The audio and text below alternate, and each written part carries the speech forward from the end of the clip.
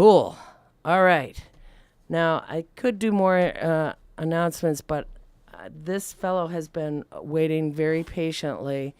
And, Vlaiko, I need for you to say your last name because for some reason I wrote it down and it's not here in front of me. Yeah, sure. Manojlovsky. Manojlovsky. I love that. And that is Serbian. Yeah, my mother's Serbian. My father's from the former Yugoslav Republic of Macedonia. Macedonia. Yeah. Well, welcome to Live from the Heartland. Thanks. It's great to be here. Even though it's live from, Loyola. Yeah. So, Vlaiko, you got a call from your buddy Blake this week saying, come on this show and talk about this thing. Yeah. So very little warning, and I'm really appreciating that you made time for us. Okay. Thanks for having me here. And first, we could start by saying what we're drawing people to, and that is this coat and toy drive, right? Yeah. First and foremost, that's the reason. There's a group of us here in the Chicago area who have some connections with the people in the Lakota people in the Pine Ridge Indian Reservation in South Dakota. And that's kind of by, some people know where Sturgis is, the place where they do that big Harley-Davidson thing once a year. It's south of there. And we're doing basically a coat drive or any sort of cold weather clothes, so hats, mittens, gloves, long underwear, anything to keep a person warm for the Lakota people, and also toys. Now, what we're asking for as far as the clothes is anything. Used clothes is fine. For the toys, that's for the kids over there, just to bring them a little bit of cheer, over this long winter. And those we ask that you bring just new toys. Only new. Yeah, only new, yeah. And the reason we're asking this is because Pine Ridge is probably one of the poorest places in America, which is a very rich country. Statistically speaking, as far as counties go, it's the second poorest in America.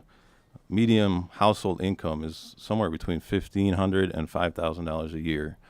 So it's pretty low. And a lot of the people out there live in like these sort of, I don't know what they call them, box homes or sort of like these containers? Container homes. Oh, trailers. They look like, the big trailers, but they're not on wheels. Uh-huh. And it's a pretty harsh environment out there. The winters can get really cold. It can get it gets sub-zero for a long time. It's a lot. I mean, people complain about Chicago weather, but this is nothing compared to what they go through out there. And about a week or two ago, they had a pretty massive snowstorm where it'll snow just feet, in a day. And the winds kick up 40 miles an hour, 60 miles an hour, blowing this frigid air, and they get snow drifts up to, 20 feet. It's very rural. There's people who live way out on dirt roads, miles from really anything. Yeah, what is the nearest... Is Sturgis the nearest town? The nearest town is Rapid City. Rapid City. Yeah, it's about an hour and a half to 2 hours from Pine Ridge. And in what direction? That would be about, it's northwest, by northwest, yeah. Of Rapid City, South Dakota. Yeah. Wow. Yeah. So it's just flat? A lot of it's flat and a lot of it's hilly. Okay. Yeah, you get a little bit of both. Uh-huh. Yeah. And how did you guys come upon this project? Did somebody just sort of say, hey, looks like they need coats?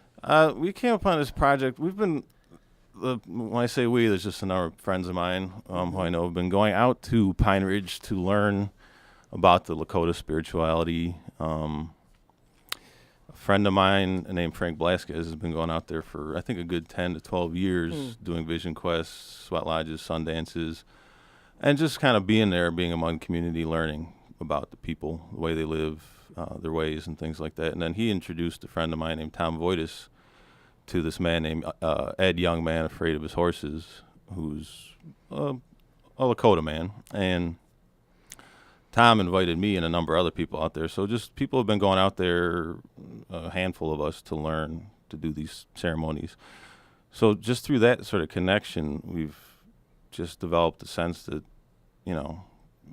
basically, if you're somewhere and you see somebody who needs help, you just feel like you want to do what you can. Right. And a coat drive, on one aspect, you feel like you're not really doing too much, but at the same time, if you can get some warm clothes on people, you're really doing a lot. So we just kind of came across it just by being out there and being with the people and developing connections with them.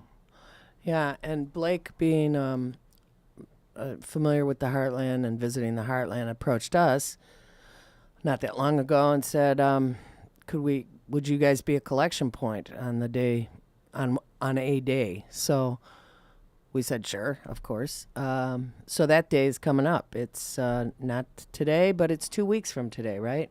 I think it was next week, actually, 1 week from today. No.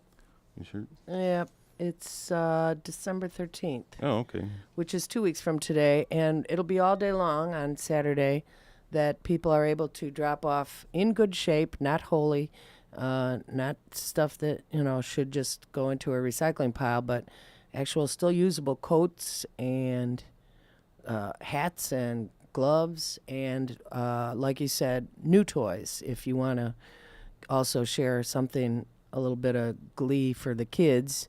But the emphasis is on winter coats and hats and gloves, right? Yeah, anything warm.